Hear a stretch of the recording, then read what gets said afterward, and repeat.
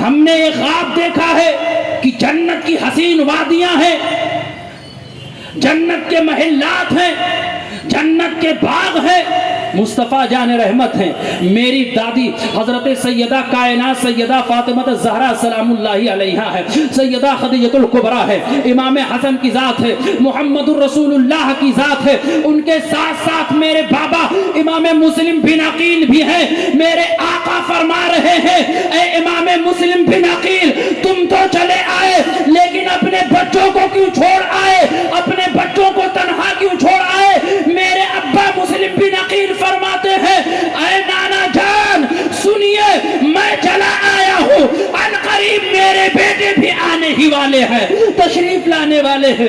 عزیزان ملت اسلامیہ، دونوں بچے آپس میں چمٹ کر کے رونے لگے۔ جب رونے کی آواز پھیلتی ہے، حارث بدبخت کی آنکھ کھل جاتی ہے، حارث بدبخت اٹھتا ہے اور کہتا ہے اپنی بیوی سے، یہ بچوں کے رونے کی آوازیں کہاں سے آ رہی ہیں؟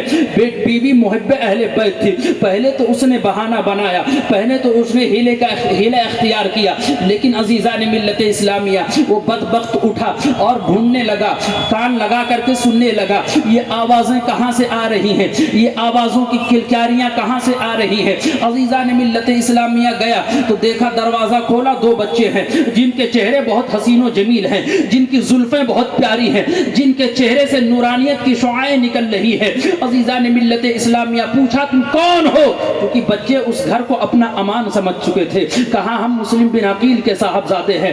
فوراً حارث بدبخت ان بچوں کو مارنے لگا اور مشقیں باندھ دی، زلفوں کو ایک دوسرے کے زلف سے باندھ دیا۔ فوراً بیوی پہنچتی ہے اور ہاتھ پکڑ لیتی ہے اور کہتی ہے بدبخت خدا کا خوف کر، کل میدان قیامت میں جب نبی کریم صلی اللہ علیہ وسلم کے سامنے پیشی ہوگی تو کیا جواب دے گا؟ اگر ان بچوں کے ساتھ تو اچھا سلوک نہیں کرے گا، ان بچوں کو زد و کوب کرے گا تو کل میدان قیامت میں مصطفیٰ کی شفاعت سے محروم کر دیا جائے گا۔ اللہ اکبر۔ لیکن اس کے سر پر دولت کا بخار تھا، دولت کا خمار تھا، اپنی بیوی کو دھکا دیا، اس کی بیوی جا کر کے دور گری، ان بچوں کو باندھ دیا، صبح کی سفیدی نمودار ہوئی، ان بچوں کو پکڑا اور گھسیٹتا ہوا دریائے فرات کی جانب لے کر کے رواں دواں ہوا۔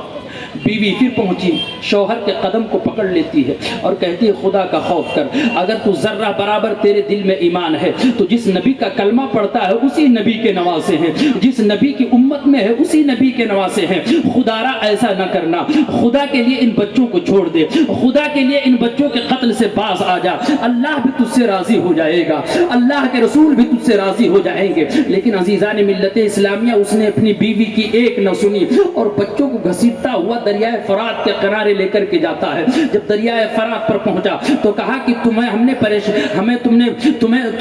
ہمیں پریشان کر دیا ہے، سارا دن جس کی تلاش و جستجو میں ادھر ادھر بھٹکتا رہا اور تم میرے گھر میں آرام فرماتے رہے۔ عزیزان ملت اسلامیہ، اور کہتا ہے کہ اب مرنے کے لیے تیار ہو جاؤ، میں تمہیں قتل کروں گا تو انعام و اکرام ملے گا، میں تمہیں قتل کروں گا تو مال و دولت ملے گی، میں تمہیں قتل کروں گا تو مجھے خزانہ ملے گا، میں تمہیں قتل کروں گا تو مجھے عہدہ ملے گا۔ بیوی ہانپتے ہوئے کانپتے ہوئے اپنے شوہر حارث بدبخت کے پاس پہنچتی ہے، کہتی ہے دولت کی لالچ سے باز آ جا، اگر تو ان کو چھوڑ دے گا، ان کی عزت کرے گا تو کل میدان قیامت نبی کی شفاعت ملے گی، کل میدان قیامت حضور کے ہاتھوں سے جام کوثر ملے گا، کل میدان قیامت تجھے جنت ملے گی، نبی کی شفاعت ملے گی۔ اب فیصلہ تیرے ہاتھ میں ہے، تو جنت کمانا چاہتا ہے یا جہنم کمانا چاہتا ہے، پتہ چل گیا۔ عزیزان ملت اسلامیہ، فوراً حارث بدبخت نے کسی کی ایک نہ سنی، کسی کی ایک نہ مانی، فوراً تقسیم کر دیں۔ درود شریف پڑھ لے، اللہم صلی علی سیدنا شفیعنا نبینا مولانا وملجانا محمد معدن الجود والکرم وعلی آلہ الکرام وابنہ الکریم وبارک وسلم، صلاۃ و سلام علیک یا رسول اللہ صلی اللہ علیہ وسلم۔ درود شریف یاد ہے؟ درود شریف یاد ہے آپ لوگوں کو؟ جس کو یاد ہے ذرا بلند آواز سے پڑھیں۔ محمد وعلی آل محمد کما صلیت علی سیدنا ابراہیم وعلی آل ابراہیم انک حمید مجید، اللہم بارک علی محمد وعلی آل محمد کما بارکت علی ابراہیم وعلی آل ابراہیم انک حمید مجید۔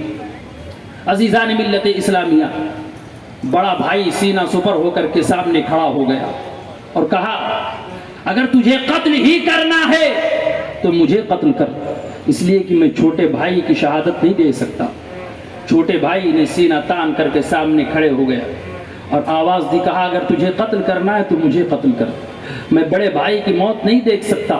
عزیزان ملت اسلامیہ, دونوں بھائی سینہ تان کر کے کھڑے ہو گئے. اللہ اکبر کبیرہ, کہتے ہیں مجھے قتل کر. چھوٹا کہہ رہا ہے مجھے قتل کر. ایک آن میں تلوار چلی, حارث بدبخت نے تلوار چلایا اور دونوں بھائیوں کے سر کو تن سے جدا کر دیا.